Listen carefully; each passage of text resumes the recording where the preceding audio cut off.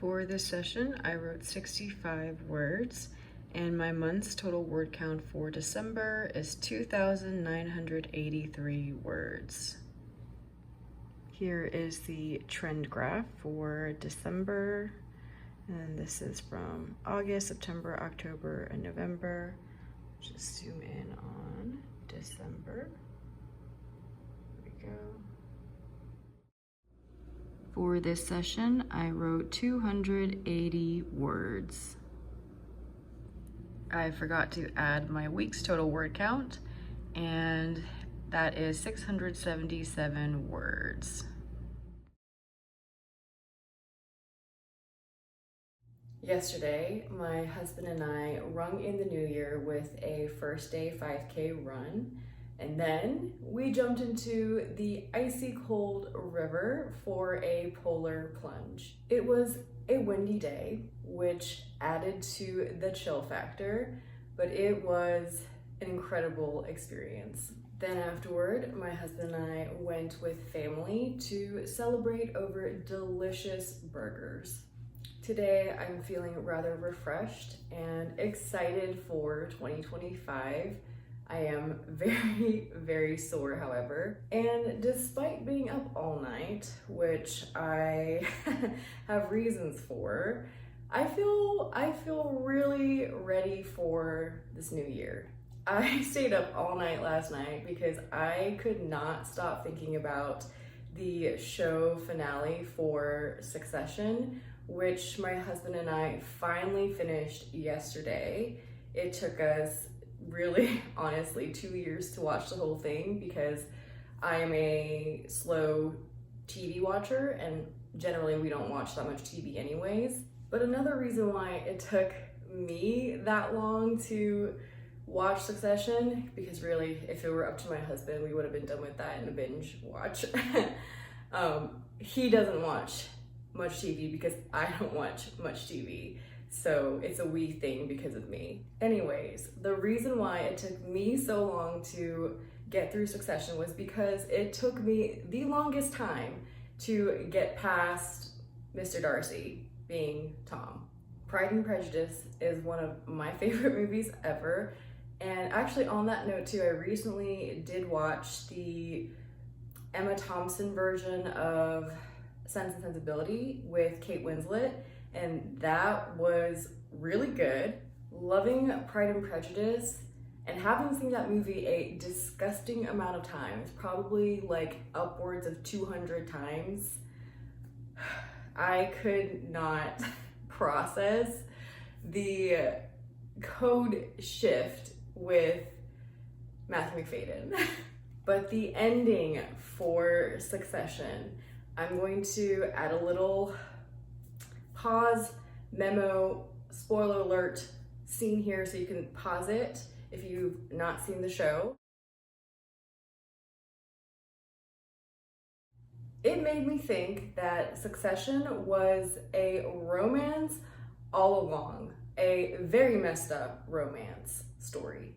Obviously, the show is set up primarily in a business landscape, but with how it ended, I am convinced that that was only a backdrop for the love story between Shiv and Tom. I'm not saying that was the original intent, but with how it ended, this is my take. And throughout the seasons, because Kendall and Logan primarily dominated in the drama, as a viewer, I felt that my attention was craftily led astray to focus predominantly on Logan and Kendall. And Tom himself playing a passive character, I was not prepared for the ending. One could argue that there is no real love between Shiv and Tom, but given their very complex circumstances, I would still say that in the end, love triumphed over all.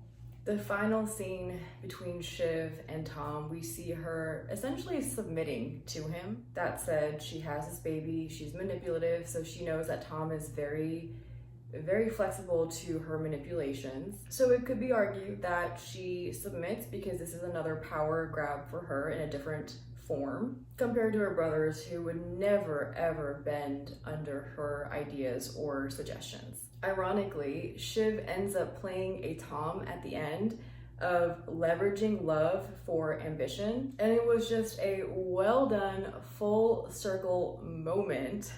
I think also there were plenty of subtle commentaries on women in power and business, but beyond that, it was the love angle that really surprised me, because you're led to believe throughout the show that it is inherently loveless.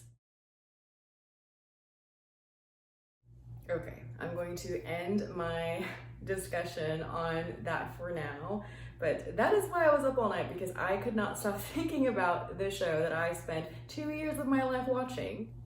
Moving on to the next item on the agenda, we've got some cards. A month later, hunting this specific niche deck down, I have finally acquired in my collection the Kitty Cahen Tarot. It is such a unique deck. Let me just show a close-up of these two cards. And I love it so much.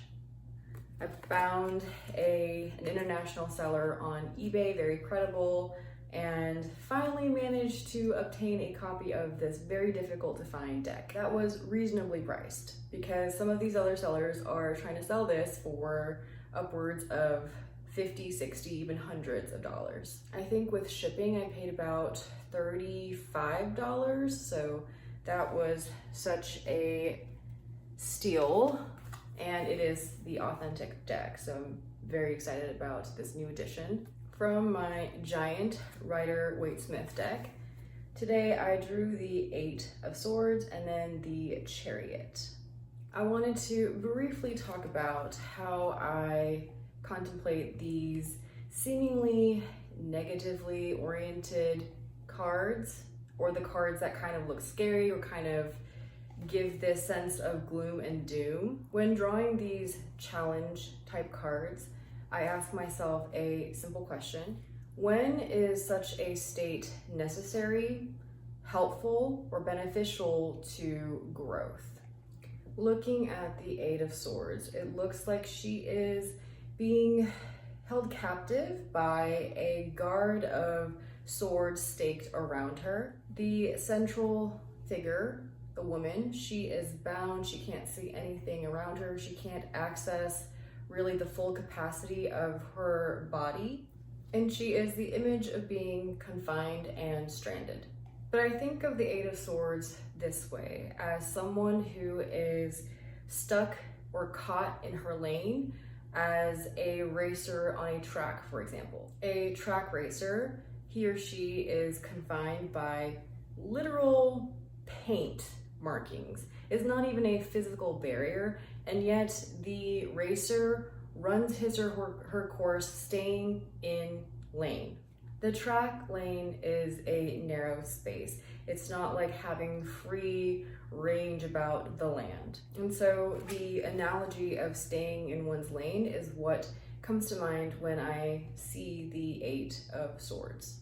And when that is helpful, beneficial, or necessary is when you're driving toward a goal. And truly, driving towards one's goals or ambitions is an inside matter.